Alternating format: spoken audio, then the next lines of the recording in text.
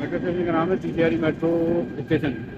आज आपके लिए जानकारी है तो ये है कि फ्रेंड्स, अगर आपके घर में कोई परेशानी आ जाए और केस आप पे चल रहा हो, आप जमानत पे बाहर हो, क्रिमिनल केस में हो या सिविल केस में हो, तो जब आप नहीं आने में जो है समर्थ हो या आना सकते हो, तो उस केस में आप एक काम कर सकते हैं। वो ये है कि आप जो है अपने वकील साहब के थ्रू एक एग्जाम्पशन एप्लीकेशन, जिसे हिंदी में हाजिरी माफी की एप्लीकेशन कहते हैं, वो आप लगा सकते हैं। फ्रेंड्स याद रखें, एग्जाम्पशन एप्लीकेशन लगाते वक्त जो भी रीज़न दे रहे हैं उसका आपको सबूत देना पड़ेगा। मेडिकल का कोई सबूत देंगे आप, मेडिकल कागज देंगे, सर्टिफिकेट देंगे, तो जज साहब आपको अलाउ कर सकते हैं। लेकिन ये बहाना भी आपका 3-4 बार से ज़्यादा चल नहीं सकता, ध्यान रखें इस बात का।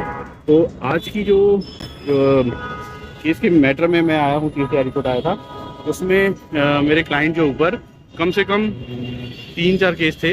उन 3-4 केसों में आज वो अपेयर नहीं हो पाया।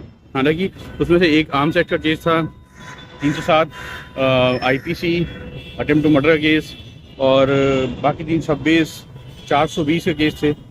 तो ये केस होने के बावजूद वो आज एक्चुअली उसकी वाइफ की जो है प्रेगनेंट थी, तो नहीं हो पाया अपेयर। तो जब वो अपेयर नहीं हो पाया तो इस वजह से जो है उसका हुआ ये कि मैंने जो है उसको एग्जाम्पशन एप्लीकेशन फाइल करी।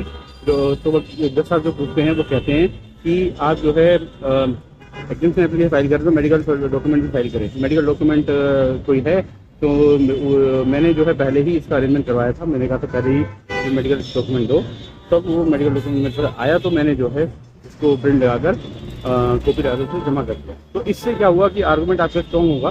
छोटी सी एप्लीकेशन पर अगर अलाउ नहीं होती है तो उस केस में आपके जो क्लाइंट है उसके खिलाफ या आपके खिलाफ नॉन बेलेबल वारंट या बेलेबल वारंट भी हो सकते हैं। इस केस में मैंने वो होने से बचा लिया। चलिए, मेरी ट्रेन आ गई है और मैं अगले मैटर के लिए रोड को जा रहा हूँ, तो आप आगे मिलते हैं।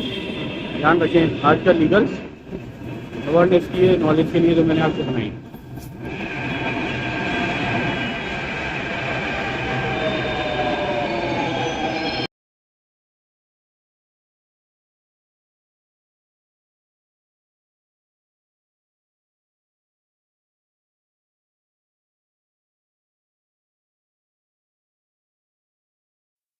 ये पेशेंटपुरम स्टेशन है। दरवाजे बाईं ओर खुलेंगे। कृपया ट्रेन और प्लेटफॉर्म के बीच की दूरी का ध्यान रखें। This is Keshapura. Doors will open on the left. Please mind the gap.